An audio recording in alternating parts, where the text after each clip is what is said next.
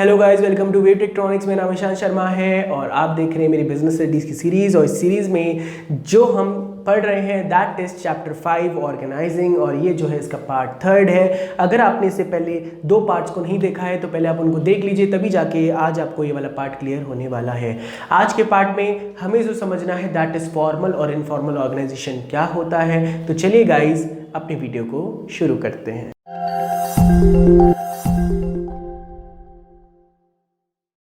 तो चलिए गाइज आज के टॉपिक को हम लोग शुरू करते हैं। और आज के टॉपिक में जो हमें समझना है that is formal and informal organisation क्या होता है। तो देखिए, ऑर्गेनाइजेशन जो होती है वो 2 तरह की हो सकती है। पहला है फॉर्मल और दूसरा है इनफॉर्मल। फॉर्मल ऑर्गेनाइजेशन का मतलब होता है एक वो ऑर्गेनाइजेशन जहां पे सारा काम अथॉरिटी, रिस्पॉन्सिबिलिटी, अकाउंटेबिलिटी को फॉलो करके किया जाए, certain set of rules and regulation से काम किया जाए, जो पूरी तरह से स्केलर चेन पे बनी हुई होगी।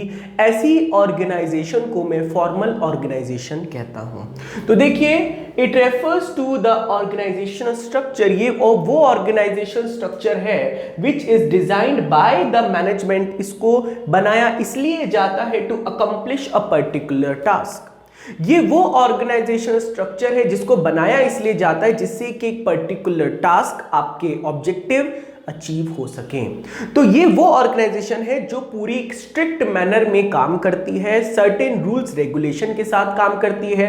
यहां पे अथॉरिटी एंड रिस्पॉन्सिबिलिटी बहुत तरीके से फॉलो होती है और यहां पे अकाउंटेबिलिटी भी होती है। ये सारे सिस्टम को मैं कहता हूं फॉर्मल ऑर्गेनाइजेशन। अब याद रखना, आपके पास 3 तरह के शब्द बार बार आने वाले हैं। अथॉरिटी का मतलब होता है पावर टू टेक डिसीजन, मतलब एक एम्प्लॉय के पास कितनी पावर है अपने डिसीजन को लेने के लिए, इसे कहते हैं अथॉरिटी।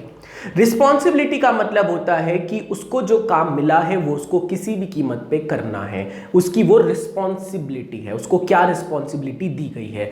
उसके बाद आता है अकाउंटेबिलिटी। अकाउंटेबिलिटी का मतलब होता है जवाबदारी की। अगर वो काम नहीं हुआ तो वो जवाबदारी कौन देने वाला है, इसको कहते हैं अकाउंटेबिलिटी। तो 3 चीजें होती हैं, अथॉरिटी, रिस्पॉन्सिबिलिटी एंड अकाउंटेबिलिटी। तो देखिए, यहां पर है फॉर्मल ऑर्गेनाइजेशन। जैसे आपका स्कूल, आपका कॉलेज, ये जो होता है फॉर्मल ऑर्गेनाइजेशन होता है, क्योंकि जो टीचर होते हैं, जो स्टूडेंट होते हैं, जो स्टाफ मेंबर होते हैं, प्रिंसिपल्स होते हैं, डायरेक्टर्स होते हैं, ये एक प्रॉपर फॉर्मेट में होते हैं। सबकी अपनी अपनी पावर होती है, सबकी कुछ रिस्पॉन्सिबिलिटीज होती हैं, कुछ अथॉरिटी होती है, और यहाँ पे सारा काम स्ट्रिक्ट रूल रेगुलेशन के साथ होता है। इस ऑर्गेनाइजेशन को फॉर्मल ऑर्गेनाइजेशन कहते हैं। तो देखिए, यहाँ पर आते हैं इसके कुछ फीचर्स का मतलब इसमें कुछ खास बात है। क्या बात है? तो it has defined inter relationship. मतलब फॉर्मल ऑर्गेनाइजेशन में जितने भी एम्प्लॉयज हैं, जितने भी मैनेजर्स होंगे, सुपीरियर सबऑर्डिनेट होंगे, सबको पता होगा हमारी क्या पोस्ट है, हमारी क्या पावर है, हमारी पास क्या अथॉरिटी है, और हमारा बॉस कौन है, हमारा सुपीरियर कौन है, हमें किससे अपना काम लेना है, हमें किसको अपने सॉल्यूशंस देने हैं, कौन हमें कमांड करेगा, ये पहले से ही फिक्स कर दिया जाता है ऑर्गेनाइजिंग में। इसलिए जो फॉर्मल ऑर्गेनाइजेशन होता है उसमें एक प्रॉपर इंटर रिलेशनशिपनेस होती है, मतलब सब कुछ पहले से ही फिक्स्ड होता है कि कौन किसका बॉस होगा, कौन किसके एम्प्लॉयज होंगे, सब कुछ पहले से ही फिक्स्ड होता है। अथॉरिटी भी, रिस्पॉन्सिबिलिटी भी एंड अकाउंटेबिलिटी भी। इसके बाद आता है it is based on rules and procedures. जो फॉर्मल ऑर्गेनाइजेशन होता है ये पूरी तरह से रूल्स पे काम करता है और प्रोसीजर, यहाँ पे एक सिस्टमैटिक तरीके से काम होता है, सर्टेन रूल्स रेगुलेशन के साथ काम होता है, एक पूरे प्रोसेस को फॉलो किया जाता है। ऐसा नहीं होता बस काम आया बस करके रख दिया, नहीं, ऐसा नहीं होगा। सर्टेन रूल्स रेगुलेशन के साथ काम होता है। जैसे कि सपोज करिए आप एक स्टूडेंट हो और आपको अपने स्कूल में छुट्टी लेनी है, तो आप डायरेक्टली टीचर को जाके ये नहीं कह सकते कि कल मैं नहीं आऊंगा, मेरी छुट्टी है। ऐसा नहीं हो सकता, आपको एक एप्लीकेशन लिख के देनी पड़ती है। इसका मतलब आप भी जब स्कूल में जाते हो तो वो एक फॉर्मल ऑर्गेनाइजेशन होता है और आपको फॉर्मली ही अपनी बात आगे तक पहुंचानी पड़ती है, बिकॉज सर्टेन रूल्स हैं, सर्टेन रेगुलेशंस हैं जो आपको फॉलो करने पड़ते हैं। तो इसी तरह से एक ऑर्गेनाइजेशन में जब सर्टेन रूल्स एंड प्रोसीजर के साथ काम होता है तो वो होती है फॉर्मल ऑर्गेनाइजेशन। इसके बाद आता है based on division of work. जो फॉर्मल ऑर्गेनाइजेशन होती है ये पूरी तरह से डिवीजन ऑफ वर्क पे बनी होती है, क्योंकि डिवीजन ऑफ वर्क में बड़े काम को छोटे छोटे पार्ट्स में तोड़ दिया जाता है, छोटे छोटे पार्ट्स को सब डिवाइड किया जाता है और छोटे पार्ट्स में, और फिर वो एम्प्लॉयज को दे दिया जाता है with their authority, responsibility and accountability. जब काम पूरा सिस्टमैटिक हो जाता है तो वो डिवीजन ऑफ वर्क से होता है और सारा काम सिस्टमैटिक तरीके से होता है, तो इसी को कहते हैं division of work. It is a deliberately created, मतलब ये जो ऑर्गेनाइजेशन है इसको जानबूझ के बनाया जाता है। डेलिब्रेट का मतलब होता है जो जानबूझ के किया जाए, खुद किया जाए। तो एक मैनेजर की रिस्पॉन्सिबिलिटी होती है कि अपने एम्प्लॉयज को सिस्टमैटिक तरीके से काम करवाना। एक ऑर्गेनाइजेशन की जिम्मेदारी होती है certain set of rules and regulation से पूरे ऑर्गेनाइजेशन को चलाना। तो इसको जानबूझ के किया जाता है क्योंकि यहाँ पे हमें एक ऑब्जेक्टिव्स अचीव करने हैं, और यहाँ पे अगर लीनियंसी होगी, अगर यहाँ पे काम ढीला ढाला होगा तो आपके ऑर्गेनाइजेशन ऑब्जेक्टिव अचीव नहीं होंगे और आपको फ्यूचर में लॉसेस झेलने पड़ेंगे। तो बेटर क्या है, एक सिस्टमैटिक तरीके से प्रॉपर चैनल से काम होगा। इस चीज को कहते हैं डेलिब्रेटली क्रिएटेड, मतलब जानबूझ के किया जाता है। ऑर्गेनाइजेशन को जानबूझ के certain set of rules and regulations के लिए मजबूर किया जाता है कि लोग इस पे काम करें। इसके बाद इट इज इम्पर्सनल। इम्पर्सनल का मतलब यहां पे आपकी पर्सनल फीलिंग्स के ऊपर कोई बात नहीं होगी, आपसे बस काम तक बात होगी, आप काम करके दे दो और आपका जो काम है, जो आपको एक एम्प्लॉयज को दिया गया है, वो अचीव होना चाहिए, आपके टारगेट अचीव होने चाहिए। चाहे आप कितने भी अच्छे फ्रेंड हो मैनेजर के, उससे कोई लेना देना नहीं है। अगर काम नहीं होगा तो आपको पनिशमेंट दी जाएगी या आपको सैलरी आपकी कट जाएगी। मतलब यहां पे आपकी पर्सनल फीलिंग्स को नहीं देखा जाता फॉर्मल ऑर्गेनाइजेशन में। इसके बाद इट इज मोर स्टेबल। अगर ऑब्वियसली आपको एक ऑर्गेनाइजेशन में सिस्टमैटिक तरीके से 1000 लोगों से काम कराना है तो पहली बात, आप सबसे पर्सनल नहीं हो सकते, आपको सबको इम्पर्सनल रखना पड़ेगा। दूसरी बात, जब सब लोग मिलके एक साथ काम करेंगे तो आपका ऑब्जेक्टिव सिस्टमैटिक तरीके से अचीव होगा, क्योंकि आप सर्टेन रूल्स एंड रेगुलेशन के साथ काम कर रहे हो। तो ये ज्यादा स्टेबल है। मतलब जितने भी वर्ल्ड की ऑर्गेनाइजेशन है वो ज्यादातर फॉर्मल होना चाहती है, ना कि इनफॉर्मल। इसके बाद इसके कुछ एडवांटेजेस हैं। Easy to fix accountability. यहां पर आपको पता चल जाता है कि जब आप सारे एम्प्लॉयज को काम देते हो तो उनकी कैपेबिलिटीज के अकॉर्डिंग जो सबसे बेस्ट एम्प्लॉय होता है तो आप उसको अकाउंटेबल बना सकते हो, उसको आप बता सकते हो कि आपका ये जिम्मेदारी है और आपको ये निभानी है। तो यहाँ पे अकाउंटेबिलिटी मतलब जो आपकी जवाबदारी है वो आप आराम से फिक्स कर सकते हो। तो ये बहुत फायदा मिलता है आपका फॉर्मल ऑर्गेनाइजेशन के अंदर। इसके बाद no overlapping of work. Obviously बात है, जब काम बहुत ज्यादा सिस्टमैटिक होगा, सारे डिपार्टमेंट अलग अलग होंगे, सारे लोग अलग अलग होंगे, हर एक मैनेजर के पास खुद के कुछ एम्प्लॉयज होंगे, तो यहां पर कोई डुप्लीकेशन ऑफ वर्क तो हो ही नहीं सकता, कोई डुप्लीकेट वर्क तो हो ही नहीं पाएगा। तो फिर काम एक सिस्टमैटिक तरीके से होगा, और जब काम सिस्टमैटिक तरीके से होता है तो ओवरलैपिंग ऑफ वर्क तो हो ही नहीं सकता, क्योंकि पहले ही ये सब चीजें डिसाइड कर ली गई थी ऑर्गेनाइजिंग के अंदर। उसके बाद unity of command is possible. यहां पे सारा काम यूनिटी ऑफ कमांड से होता है। यूनिटी ऑफ कमांड का मतलब होता है कि एक एक बॉस के नीचे 5-6 एम्प्लॉयज, और वो 5-6 एम्प्लॉयज उसी बॉस से ऑर्डर लेंगे और उसी बॉस को क्या करेंगे, उसी बॉस के लिए सारा काम करेंगे। इस कॉन्सेप्ट को कहते हैं यूनिटी ऑफ कमांड। तो ये करना यहां पर आसान हो जाता है। Easy to get goals. आपके जो भी ऑब्जेक्टिव्स होंगे वो एक टीम में होंगे, सिस्टमैटिक तरीके से आप काम करेंगे, अच्छा काम होगा तो आपके जो गोल्स है वो सिस्टमैटिक तरीके से अचीव हो जाएंगे। Stability of organisation. ऑब्वियसली बात है, अगर आप सिस्टमैटिक चैनल से सारा वर्क करते हैं तो आपका ऑर्गेनाइजेशन स्टेबल रहेगा।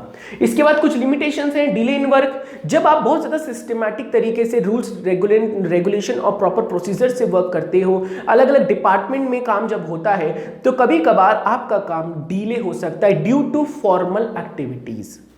ये बहुत बड़ी दिक्कत है, लिमिटेशन इसकी है। उसके बाद लैक ऑफ इनिशिएटिव। ऑब्वियसली बात है, जो सारा काम है पहले से प्री डिफाइंड होगा, सारे एम्प्लॉयज को बता दिया जाएगा तुम लोगों को क्या क्या काम करना है। वो अपने आप से कोई दिमाग नहीं लगा सकते, वो अपने आप से कोई मॉडिफिकेशन नहीं कर सकते, बस उनको एक प्लान पे ही काम करना होता है। वो अपना खुद एफर्ट्स नहीं डाल सकते, तो वो इनिशिएटिव नहीं ले सकते। इससे आपकी जो स्किल्स होती है वो बर्बाद हो जाती है। उसके बाद मैकेनलाइजेशन ऑफ रिलेशन। यहाँ पे जो रिलेशनशिप होती है वो एक मशीन की तरह मैकेनलाइजेशन हो जाता है। यहाँ पे काम जो होता है बस एक प्रॉपर चैनल में होता तो है, लेकिन बस यहाँ पर जो काम होगा वो एक पर्टिकुलर टास्क के लिए होगा। अगर वो टास्क अचीव हो जाएगा तो बस ठीक है, उसके बाद आपसे कोई बात या जो भी एम्प्लॉय से कोई रिलेशन है वो नहीं रखा जाता, बस आपको काम के लिए ही बुलाया जाता है और इसके बाद आपका कोई लेना देना नहीं होता। तो ये होता है मैकेनलाइजेशन ऑफ रिलेशंस, मतलब जो रिलेशनशिप्स होती है उस पर ज़्यादा ध्यान नहीं दिया जाता। पर्सनल एम्प्लॉयज़ की नीड्स को थोड़ा दूर रखा जाता है, यहाँ पे एम्प्लॉयज से ज़्यादा रिलेशनशिप्स नहीं बनाए जाते। तो यहाँ पे बस काम से रिलेटेड बात होती है। तो इस ऑर्गेनाइजेशन को फॉर्मल ऑर्गेनाइजेशन कहते हैं। तो आप इसको फटाफट से नोट डाउन कर लीजिए, इसके बाद हम समझेंगे इनफॉर्मल ऑर्गेनाइजेशन को। आई होप आपने ये सारी चीज़ों को नोट डाउन कर लिया होगा। आई होप आपको फॉर्मल ऑर्गेनाइजेशन क्लियर हो गया होगा। अब इसके बाद हमें जो समझना है दैट इज इनफॉर्मल ऑर्गेनाइजेशन। याद रखना, एक ऑफिस है, एक ऑफिस में सारे लोग जब आपस में काम करते हैं तो वो strict format, rules, regulation, procedure के साथ काम करते हैं।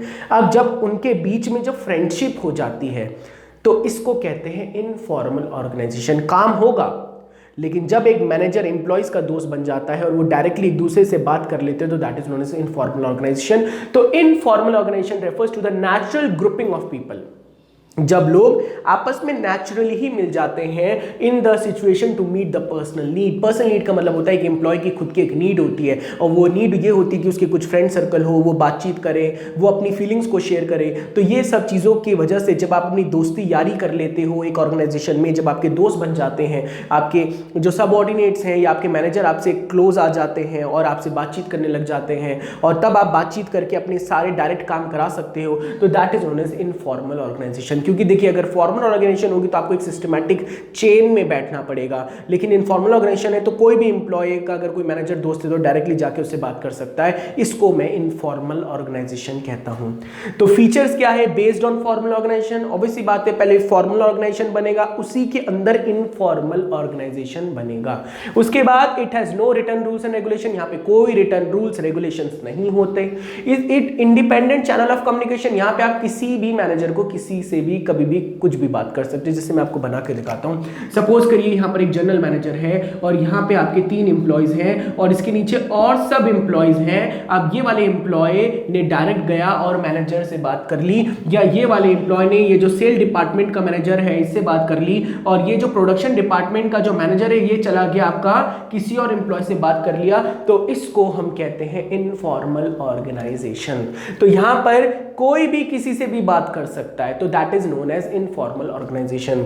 It is not deliberately created, इसको खुद नहीं बनाया जाता, ये अपने आप हो जाता है। It has no place in organisation, इसका ऑर्गेनाइजेशन स्ट्रक्चर में कोई प्लेस नहीं है। ये दोस्ती जब हो जाती है, जब आप ऑर्गेनाइजेशन में जाओगे तो ऑब्वियसली बात है आप बहुत सारे एम्प्लॉयज से फेमिलियर भी हो जाओगे, आप उनसे उनका हाल भी पूछ लोगे, आप उनसे पूछ भी लोगे कि भाई तुम्हें कोई प्रॉब्लम है तो आप हमसे शेयर करो, या हमें कोई प्रॉब्लम है तो हम आपसे शेयर करेंगे। और बेसिकली वो काम ही करते हैं, ऑर्गेनाइजेशन का काम ही कर रहे हैं, लेकिन एक फ्रेंड सर्कल में मिलके कर रहे हैं। तो इसे कह सकते हैं informal organisation. It is personal, यहां पे पर्सनल फीलिंग्स के ऊपर बात की जाती है। और इसके बाद इट लैक्स स्टेबिलिटी, यहां पे स्टेबिलिटी कम है क्योंकि एम्प्लॉयज के काफी सारे डिपार्टमेंट के दोस्त हो सकते हैं। तो कभी वो सेल डिपार्टमेंट से ही बात कर सकता है, कभी वो परचेज डिपार्टमेंट से ही बात कर सकता है। तो यहां पे ये स्टेबिलिटी जो होती है वो थोड़ी लेस होती है। अगर मैं एडवांटेजेस की बात करूं तो यहां पे फास्टर स्पीड है। तो ऑब्वियसली बात है अगर मैं फॉर्मली जनरल मैनेजर के पास जाऊंगा तो मुझे अपने पहले बॉस को बताना पड़ेगा, बॉस जाएगा फिर बताएगा आपका जनरल मैनेजर को। लेकिन अगर मैं डायरेक्ट ही जनरल मैनेजर के पास चला जाके अपनी क्वेरी को दे दूं या अपनी प्रॉब्लम्स को बता दूं तो ये फास्टर स्पीड से काम करवाता है। फुलफिल सोशल नीड्स, आपकी जो सोशल नीड्स है, जैसे आपकी दोस्ती वाला ग्रुप होता है, जब आप फीलिंग्स को शेयर करते हो अपने फ्रेंड सर्कल में जो भी होता है, तो इसे हम सोशल नीड कहते हैं, ये भी फुलफिल हो जाता है। फुलफिल ऑर्गेनाइजेशनल ऑब्जेक्टिव, और कहीं हद तक जब आप अपने ऑर्गेनाइजेशन में जब आपके जो भी कलीग्स होते हैं, जब आप साथ मिलके काम करते हो, इनफॉर्मल भी तरह से काम करते हो, तो ऑब्वियसली बात है आपका ऑब्जेक्टिव जो होगा वो अचीव तो हो ही जाएगा। तो ये होते हैं आपके एडवांटेजेस ऑफ इनफॉर्मल ऑर्गेनाइजेशन। इसके बाद आता है लिमिटेशन, इट क्रिएट्स रूमर्स। कभी कभार एम्प्लॉय से रिलेटेड कुछ ऐसी बातें फैल जाती है ऑफिस में जो नहीं फैलनी चाहिए थी, तो ये रूमर्स बहुत जल्दी फैल जाते हैं आपका इनफॉर्मल ऑर्गेनाइजेशन में। इट रेजिस्ट टू चेंज, जो लोग आपका ऑर्गेनाइजेशन वो न्यू चेंजेस के लिए तैयार नहीं होती, कोई भी नया चेंजेस बदलाव के लिए लोग तैयार नहीं होते, अडेप्ट नहीं करना चाहते। और प्रेशर ऑफ ग्रुप नॉर्म्स, और हो सकता है कि जो ग्रुप नॉर्म्स हैं वो बन जाए। तो ये है इनफॉर्मल ऑर्गेनाइजेशन के बारे में। तो देखिए यहाँ पर एक जनरल मैनेजर है और इसके नीचे 3 मैनेजर है, परचेज मैनेजर हो गया, प्रोडक्शन मैनेजर हो गया और आपका सेल मैनेजर हो गया। यहाँ पे परचेज सुपरिटेंडेंट हो गया, यहाँ प्रोडक्शन सुपरिटेंडेंट हो गया और यहाँ पे सेल सुपरिटेंडेंट हो गया। सपोज करिए परचेज सुपरिटेंडेंट ने सीधा जनरल मैनेजर से आके बात कर ली, तो इसे कहेंगे इनफॉर्मल ऑर्गेनाइजेशन। और ये जब सब एक दूसरे के नीचे एक दूसरे की चेन में बैठे हुए हैं, इसको कहते हैं फॉर्मल ऑर्गेनाइजेशन। आई होप आपको ये वाला जो टॉपिक है वो अच्छे से क्लियर हो गया होगा और आपको समझ आ गया होगा कि फॉर्मल और इनफॉर्मल ऑर्गेनाइजेशन क्या होता है। अगर आपको आज का टॉपिक अच्छे से क्लियर हो गया है तो आप इस वीडियो को अपने दोस्तों के साथ जरूर शेयर करिए, जिससे उनके भी बिजनेस के कॉन्सेप्ट अच्छे से क्लियर हो पाए। अगर आपको आज की वीडियो में कोई भी प्रॉब्लम आई है तो आप कमेंट्स में लिख सकते हैं या आप हमको ईमेल भी कर सकते हैं। अब इसके बाद हमें जो समझना है इसका अगला process, that is organisation as a functional relationship, ये समझेंगे हम इसके अगले पार्ट में। Till then bye bye.